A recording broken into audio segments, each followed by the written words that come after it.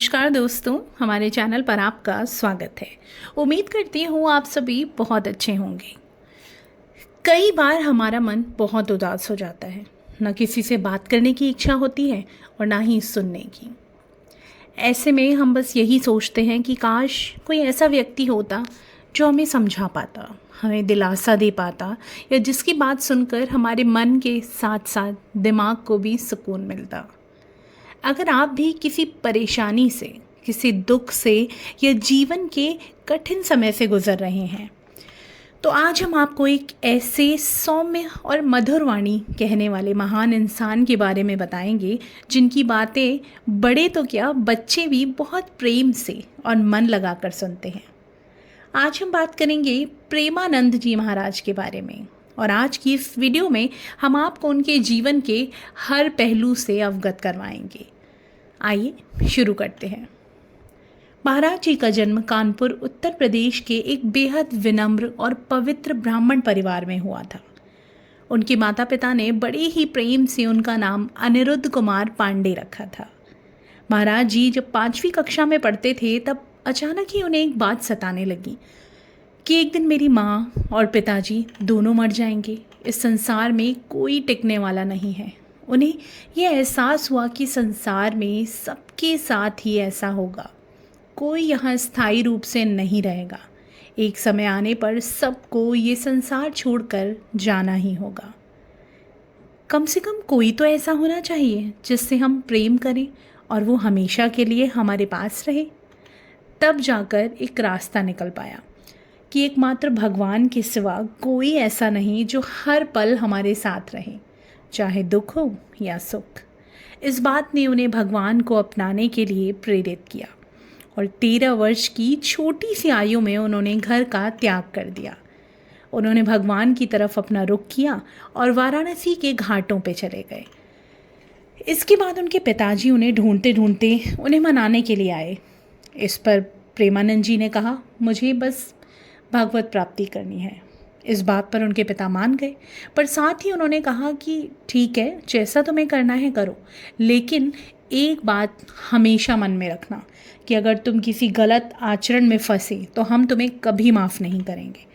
महाराज जी ने वचन दिया कि उन्हें केवल भागवत प्राप्ति से मतलब है। इसके बाद उनका आधा जीवन वाराणसी के घाटों में ही अत्यंत कष्ट से गुजरा। शुरुआत में उनकी तपस्थली वाराणसी में थी। महाराज जी का नित्य प्रति का नियम था कि गंगा जी में दिन भर में वो 3 बार स्नान करके तुलसी घाट पर एक विशाल पीपल के वृक्ष के नीचे आसन लगाकर कुछ देर तक बैठकर गंगा जी और भगवान महादेव का ध्यान करते थे। उसके बाद वहीं कुछ मांगने वालों के साथ 15 से 20 मिनट तक बैठकर किसी के भोजन देने पर भोजन ग्रहण करते थे। अगर इतने ही समय में किसी ने भोजन दिया तो ठीक है, अगर नहीं मिल पाया तो सिर्फ गंगा जल पीकर प्रभु का ध्यान करते हुए 24 घंटे का एकांतवास करते थे भगवान का ध्यान करने के लिए। ऐसी ही दिनचर्या में प्रेमानंद जी महाराज को कई दिनों तक बिना भोजन के ही सिर्फ गंगा जल पीकर रहना पड़ता था। जब ऐसे समय में वो किसी को रोटी खाते देखते तो सोचते, हे प्रभु, ये कितना भाग्यशाली है जो इसे रोटी खाने को मिल रही है। उनके सर पर कभी कोई छत नहीं थी, क्योंकि उन्होंने खुले आसमान के नीचे ही घाटों पर रहने का निश्चय किया था। कड़कती ठंड में भी वो गंगा जी में दिन के 3 बार स्नान करते। शरीर पर डालने के लिए एक मोटा कपड़ा तक नहीं था। वो चट्टी के बोरे को सिल के पहना करते थे। फिर भी महाराज जी कहते हैं कि भगवान की कृपा से आज तक एक बार भी उन्हें सर्दी या बुखार नहीं हुआ। खाने के नाम पे गंगा जल या फिर भिक्षा में थोड़ा सतुआ मिल जाता था और वो इससे ही गुजारा करते थे। ऐसे कठिन समय में केवल भागवत चिंतन और भगवान को ही अपनाने की इच्छा, बस यही चीज़ें थी जो इन्हें इतना बल दे रही थी। बनारस में तो अत्यंत कष्ट से जीवन चल ही रहा था, लेकिन असली मुसीबत उनकी ज़िंदगी में तब आई जब उन्हें पता चला कि उनकी दोनों किडनी खराब हो गई हैं। जहाँ रहते थे वहाँ से निकाल दिए गए। कब मर जाएं कुछ पता नहीं था। आइए जानते हैं कैसे महाराज जी वाराणसी से वृंदावन आए। शिव जी की कृपा से उन्हें राधा रानी की नगरी में स्थान मिला। आइए जानते हैं ये कैसे हुआ। हर रोज़ की तरह एक दिन महाराज जी ध्यान में बैठे हुए थे। अचानक से उनके हृदय में भगवान महादेव की कृपा से प्रेरणा हुई कि वृंदावन कैसा होगा। पर उस समय उन्होंने इस बात पे इतना ध्यान नहीं दिया। अगले दिन फिर रोज़ के नियम अनुसार तुलसी घाट पर वो बैठे हुए थे। तभी एक अपरिचित और अनजाने संत उनके पास आए और बोले, भाई जी, श्री हनुमान जी का विश्वविद्यालय जो काशी में स्थित है ना, उसमें श्री राम शर्मा आचार्य जी द्वारा एक धार्मिक आयोजन का प्रबंध किया गया है, जिसमें दिन में श्री चैतन्य लीला और रात्रि में रासलीला का मंचन होना है। चलो महात्मा, हम दोनों लीला का दर्शन करने चलते हैं। महाराज जी ने कभी रासलीला देखी तो थी नहीं, क्योंकि उनका स्वभाव था एकांत में रहना और एकांतवास ही करना। उन्होंने उन अपरिचित संत से कहा, कृपया आप जाकर देख आइए, मुझे जाने की आवश्यकता नहीं लगती है। तो उन अपरिचित बाबा जी ने कहा, अरे महात्मा, श्रीधाम वृंदावन से कलाकार आए हुए हैं और ये लीला 1 महीने तक चलेगी। चलो दर्शन करके आते हैं, देखना बहुत आनंद आएगा। इस पर प्रेमानंद जी ने कहा, आपको दर्शन करने जाना है तो जाइए ना, मुझे इसकी कोई आवश्यकता नहीं है। आप मुझे क्यों बार बार कह रहे हैं। वो बाबा जी फिर बोले, अरे महात्मा, बस एक बार मेरी बात मान लो, एक बार मेरे कहने पर चलो, फिर मैं दोबारा नहीं कहूँगा। महाराज जी ने सोचा कि ये बाबा जी इतना हट क्यों कर रहे हैं, शायद इसमें महादेव जी की कोई इच्छा होगी। ऐसा सोचकर उन बाबा जी की बात का मान रखने के लिए महाराज जी उनके साथ लीला देखने चले गए, क्योंकि दिन का समय था और श्री चैतन्य लीला का मंचन हो रहा था। महाराज जी को लीला अच्छी लगी और उन्हें इतना आनंद आया कि रास लीला प्रारंभ होने के पहले ही महाराज जी वहाँ लीला देखने पहुँच गए। श्री चैतन्य लीला और रासलीला से महाराज जी इतने प्रभावित हुए कि 1 महीने तक उनका यही नियम बन गया। हर दिन महाराज जी लीला का दर्शन करने जाते और इस आनंद में कब 1 महीना बीत गया उन्हें पता ही नहीं चला। लेकिन जैसे ही लीला का समापन हुआ, महाराज जी को लगा कि अरे, लीला तो समाप्त हो गई, सारे कलाकार वापस वृंदावन जा रहे हैं, अब मेरा क्या होगा। ये सोचकर उनके मन में बेचैनी हो गई। वो सोचने लगे, अब मैं क्या करूँगा, मेरा क्या होगा, अब मैं जीऊँगा कैसे, मुझे तो अब वृंदावन जाना है। महाराज जी सोचने लगे, ये सब कलाकार वापस वृंदावन जा रहे हैं, तो वृंदावन में भी ये सब ऐसे ही लीला का आयोजन करते रहते होंगे। अगर मैं इनके साथ चला जाऊँ तो मुझे रोज़ लीला देखने को मिलती रहेगी, इसके बदले मैं इनकी सेवा करता रहूँगा। मन में ऐसा भाव लिए महाराज जी उन कलाकारों के संचालक के पास पहुँचे और उन्हें साष्टांग दंडवत करके अपने मन के भाव उनके सामने प्रकट किए। स्वामी जी ने कहा, हम तो गरीब बाबा हैं, हमारे पास पैसे तो है नहीं, हम आपकी सेवा करेंगे, मुझे आप अपने पास रख लीजिए। संचालक ने बड़े ही विनम्र भाव से कहा, अरे नहीं बाबा, ऐसा तो संभव ही नहीं है, ऐसा कैसे हो सकता है। महाराज जी ने फिर बोला, स्वामी जी, हम सिर्फ रासलीला देखना चाहते हैं और कुछ नहीं। तब संचालक महोदय बोले, बाबा बस एक बार वृंदावन आ जाइए, बिहारी जी आपको छोड़ेंगे नहीं। प्रेमानंद जी महाराज कहते हैं कि इस वाक्य ने उनका पूरा जीवन बदल कर रख दिया। उन्होंने कहा, मैं इस वाक्य को गुरु मंत्र मानता हूँ और उन संचालक महादेव को अपना गुरु। बस इसके बाद उनके मन में एक ही लगन लग गई कि मुझे वृंदावन जाना है। दोस्तों, इसे कहते हैं भोलेनाथ की कृपा। कल तक जो महाराज जी अपने नित्य नियम अनुसार भगवान का ध्यान करते हुए अपने भजन और एकांतवास में मस्त थे, आज वो वृंदावन जाने के लिए मन में धुन लगाए बैठे थे। 1 महीने की लीला का दर्शन करने के बाद महाराज जी फिर अपने पुराने नियम के अनुसार गंगा जी में स्नान कर तुलसी घाट पर बैठकर ध्यान करने लगे और भिक्षा के लिए बैठकर एकांतवास के लिए निकल जाने वाला उनका नियम फिर से शुरू हो गया। लेकिन इस दिनचर्या में एक नई बात जुड़ गई थी। वो बात थी कि मुझे वृंदावन जाना है, मुझे कैसे भी वृंदावन जाना है। एक दिन महाराज जी प्रातःकाल तुलसी घाट पर ध्यान में बैठे थे कि पास में ही स्थित संकट मोचन हनुमान मंदिर के बाबा प्रसाद लेकर महाराज जी के पास आए और बोले कि लो बाबा, प्रसाद ले लो। अब महाराज जी ठहरे एकांतवासी, उनका किसी से परिचय तो था नहीं और ऐसे ही कोई अचानक आपको कुछ खाने को दे तो ये उन्होंने उचित नहीं समझा, इसलिए वो बोले, क्यों ले लूँ, और ये आप मुझे ही क्यों दे रहे हैं? इतने सारे लोग हैं, किसी को भी दे दीजिए। मंदिर वाले बाबा ने कहा, मेरे अंदर से ये इच्छा हुई कि ये प्रसाद आपको ही देना है। संकट मोचन का प्रसाद है, ले लीजिए। जब महाराज जी को उनके व्यवहार से प्रतीत हुआ कि इनसे कोई खतरा नहीं है, तब महाराज जी ने वो प्रसाद स्वीकार कर लिया। मंदिर वाले बाबा जी ने प्रेमानंद जी से कहा, बाबा चलो मेरी कुटिया में चलो। उनके इतने प्यार से बोलने पे महाराज जी उनकी कुटिया में गए, जहाँ बाबा जी ने अपने हाथ से दाल रोटी बनाकर महाराज जी को खिलाई। इससे महाराज जी की भूख तो शांत हो गई, लेकिन उस भूख का क्या जो उनके मन में लगी है, वृंदावन जाने की भूख। महाराज जी को बाबा जी भले मनुष्य प्रतीत हो रहे थे, इसलिए उनसे रहा नहीं गया और वो तुरंत पूछ बैठे, क्या आप मुझे वृंदावन पहुंचा सकते हैं? प्रश्न सुनते ही मंदिर वाले बाबा झट से बोले, हाँ हाँ ज़रूर पहुंचा सकता हूँ, बताइए कब जाना है आपको?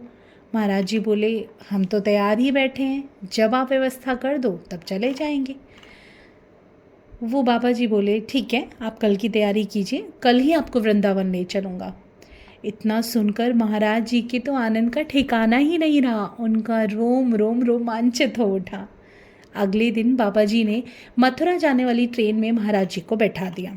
ट्रेन में मथुरा की यात्रा के दौरान 2 लोगों से महाराज जी का परिचय हुआ, जो महाराज जी के विचारों से बहुत प्रभावित हुए और उन्हें कुछ रुपए देने लगे। महाराज जी के पास 1 रुपया भी नहीं था, फिर भी उन्होंने रुपये लेने से इनकार कर दिया। तब ये दोनों लोग महाराज जी से बोले, हम भी मथुरा जा रहे हैं, आप हमारे साथ चलिए, हम जहाँ ठहरे हैं आज रात आप भी वहीं विश्राम करके कल वृंदावन चले जाइएगा। मथुरा में गेस्ट हाउस के बाहर महाराज जी को बैठाकर उन लोगों ने कहा, हम अंदर जा रहे हैं, थोड़ी देर में आपको बुलाएंगे। रात का समय था और ठंड का मौसम था। महाराज जी गेस्ट हाउस के बाहर बैठकर अपने बुलावे का इंतज़ार करने लगे और जब बहुत समय बीत गया, कोई बुलाने नहीं आया। मथुरा से वृंदावन चले जाएंगे, इन्हीं विचारों में खोए हुए प्रेमानंद जी महाराज गेस्ट हाउस के बाहर बैठे हुए थे। उस समय रात के करीब 11 बज रहे थे। तभी एक सज्जन आए और बोले, जय श्री कृष्णा बाबा जी, आप यहाँ इतनी ठंड में रात को कैसे बैठे हैं? तब महाराज जी ने सारी कहानी उन सज्जन को बताई। वे सज्जन महाराज जी को अपने घर ले गए और उन्हें घर पर स्वादिष्ट भोजन कराया और रात्रि को विश्राम कराया। अगले दिन सुबह होते ही महाराज जी सबसे पहले पहुँचे यमुना जी। यमुना जी में स्नान करके सीधा पहुँच गए केशव देव जी के दर्शन करने। जैसे ही दर्शन किया, वो चिल्ला चिल्ला के रोने लगे। वो भगवान के ध्यान में इतने भाव विभोर हो गए कि उन्हें इस बात का ज़रा भी ख्याल नहीं रहा कि वो कहाँ खड़े हैं, क्या कर रहे हैं, उन्हें कौन कौन देख रहा है। वो बस भावनाओं में रोए जा रहे थे। मंदिर में आए दूसरे लोग आश्चर्यचकित हो गए। ये दृश्य देखकर ऐसा लग रहा था मानो आज भगवान स्वयं अपने भक्त को दुलारने के लिए प्रकट हो गए हैं। पूरा मंदिर वात्सल्य से घिर गया। लोग आपस में चर्चा करने लगे, अरे बाबा जी को देखो कैसे भगवान की याद में रो रहे हैं। और देखते ही देखते कुछ ही समय में महाराज जी के चारों तरफ दर्शनार्थियों की भीड़ जमा हो गई। कोई उन्हें फूल माला पहना रहा था तो कोई उनके चरणों में गिर रहा था। तभी एक दर्शनार्थी बोला, बाबा मैं आपकी सेवा करना चाहता हूँ, आप आदेश करें। महाराज जी के मन में तो बस एक ही इच्छा थी, मुझे वृंदावन जाना है, कैसे भी मुझे वृंदावन पहुंचा दो। उस भक्त ने साधन की व्यवस्था करके महाराज जी को मथुरा से विदा किया। उस गाड़ी वाले ने महाराज जी को रमन रेती में उतार दिया। रमन रेती में कुछ देर घूमने के बाद महाराज जी की भेंट होती है संत श्री श्याम सखा जी से। उनसे महाराज जी ने निवेदन किया कि मैं बनारस से आया हूँ, बिहारी जी के दर्शन करना चाहता हूँ, यदि 3-4 दिन रहने की व्यवस्था हो जाए तो बड़ी कृपा होगी। इस प्रकार महाराज जी ने वृंदावन वास और ब्रजमंडल दर्शन का खूब आनंद लिया। महाराज जी के जीवन में बहुत उतार चढ़ाव आए, लेकिन अब उनके जीवन में ऐसा समय आया जो उन्हें राधा रानी के बिल्कुल करीब ले गया।